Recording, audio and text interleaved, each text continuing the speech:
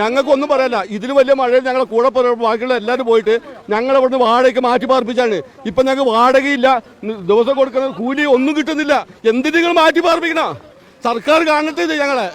ഇപ്പൊ നമ്മളെ കഴിഞ്ഞ പ്രാവശ്യം പൊട്ടിയിട്ട് നമ്മളെ വീട്ടിൽ നിന്ന് 5 ആള് പോയി. നമ്മളെ കാര്യങ്ങൾ തറവാട് പോയി. ഇവരെന്താ പറഞ്ഞത്? തരില്ലെന്ന് പറഞ്ഞു സാറേ. ഇവർ തരില്ലെന്ന് പറയുന്നത്. നമ്മളെ തറവാട് പോയി, 5 ആള് പോയി, ഇന്നത് പോയി. ഒരു സംഭവത്തില്ല. ഇവിടെ വേറിരിച്ചിട്ട് കാണണ്ടേ? 1 വർഷമായി. എവിടെ പോകാൻ ഞങ്ങൾ ഇവിടെ ജീവിക്കണം. ഞങ്ങൾ രാഗം പകലില്ലാതെ കഷ്ടപ്പെട്ട ആൾക്കാരാണ് ഞങ്ങള്. എന്നിട്ട് ഒരു 9,000 പോലും ഇല്ല. വേർതിരിക്കുക. എത്ര സ്ഥലത്ത് കയറണം? എവിടേക്ക് പോകാൻ? എവിടെ ഏതിലേക്ക് ഞങ്ങൾ മാറ്റാൻ? ഞങ്ങളിത് 4-8 എത്ര പ്രാവശ്യം സമരത്തിന് പോയെന്നറിയാം. കലക്ടറേറ്റില്, വില്ലേജില്, താലൂക്കില്. ഇനി ഞങ്ങൾ സമരത്തിന് പോകാൻ സ്ഥലമല്ല ഞങ്ങൾക്ക് എന്ത് സുരക്ഷ അവിടെ ഉള്ളത്? 300 രൂപ ഡെയിലി വേജസ് എന്നുള്ള ഞങ്ങൾക്ക് ഞായറാഴ്ച അടക്കുമ്പോൾ ഇവിടുത്തെ വില്ലേജ് ഓഫീസർ ഇവിടുത്തെ കുറെ ആൾക്കാരും കൂടിയിട്ട് ഞങ്ങളെല്ലാരും ഔട്ടാക്കിയേക്കാം. നിങ്ങൾ സുരക്ഷിതരാണെന്ന് പറഞ്ഞു. എന്ത് സുരക്ഷ? ഒരു മിനിറ്റ്, ആ കാണുന്ന എന്റെ വീട്ടിൽ ഉരുൾപൊട്ടിട്ട് വന്ന കല്ല് മരം ഇപ്പോഴും അവിടെ കിടക്കാണ്.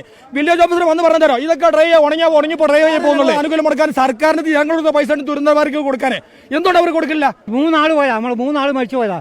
അത് ഒറ്റ മാത്രമേ ബാക്കിയുള്ളൂ. നമ്മളത് പട്ടിണിയില്ല. ആ 300 രൂപ കിട്ടിയാൽ നമ്മൾ ജീവിച്ചു.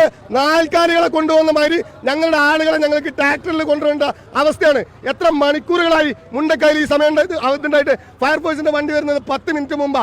നിങ്ങൾ